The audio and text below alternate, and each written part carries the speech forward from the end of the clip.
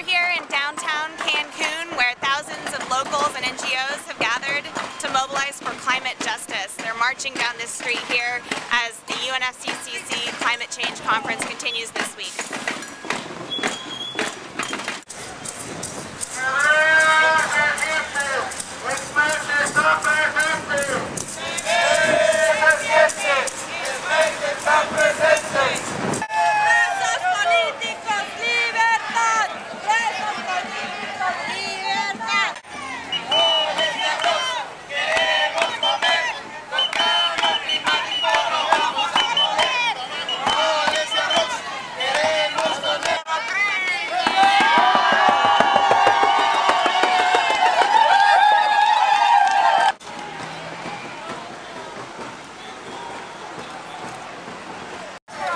So Megan, what's going on now?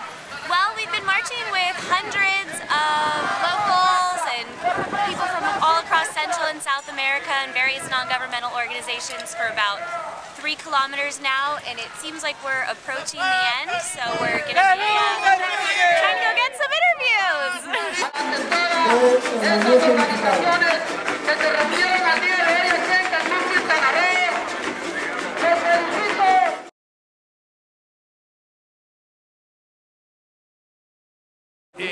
We're coming here to rise of the people's voice and to call the government, don't delay the decisions.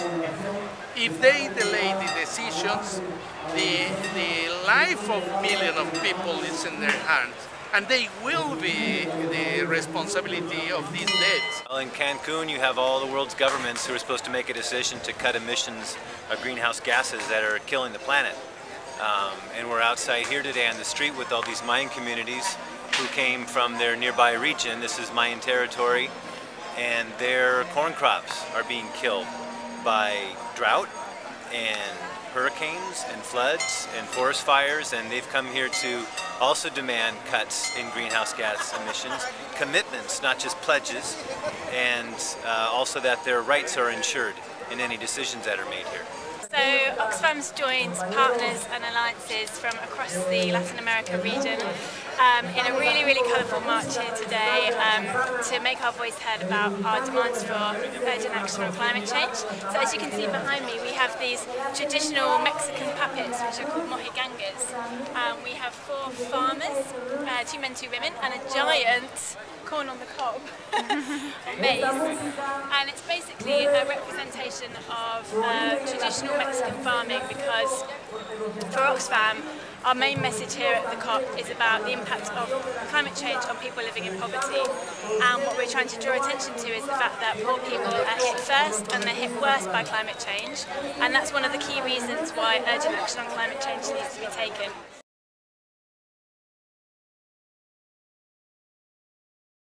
A lot of farmers which lost the cultivates, they lost the crops because the don't want rain. It's the drought was very intensive. In the last years, this intensity of drought increased and affected the poor farmers. Cambio climático está generando altas temperaturas que no se habían registrado antes. Con ello está matando los cultivos. Because the climate change is creating temperatures that we haven't seen before, and it's also destroying like crops that people grow. Pero también estamos sufriendo mayor incremento de tormentas tropicales, de huracanes y de lluvias más fuertes y durante más tiempo, lo que también arruina los cultivos. And we're also seeing more tropical storms, hurricanes, and also much more strong rains that are also destroying the crops that people plant.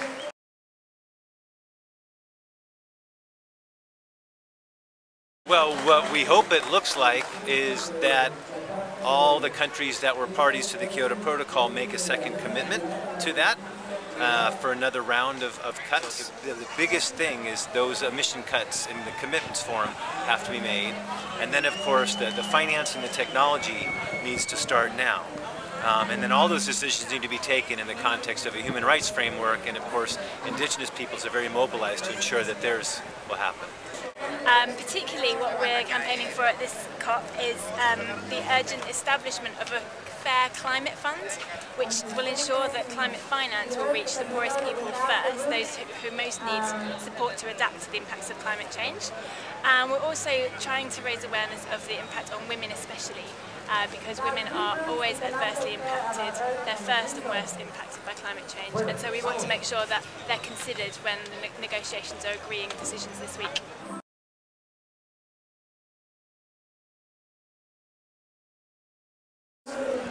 The space of UN is the unique space in the world in which each country, not important what is the size of the economy or the number of the people, have the right of one vote. Bilateral negotiations is very dangerous because it can to erosion the UN.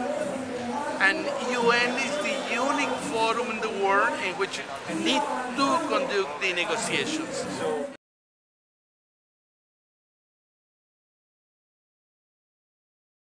To me, the biggest nightmare would be the U.S. proposal, which is just a set of voluntary pledges that don't add up enough to really cut what science says we need to cut, and that looks like a future of 5-degree Celsius increase for the world, which means death for millions of Africans and for lots of indigenous peoples and people who live in low flood zones and so on. And that's the nightmare scenario that could come out of Cancun, but of course we hope that there's goodwill and cooperation and that the governments come to their senses, but it takes a lot of noise on the street to make that happen.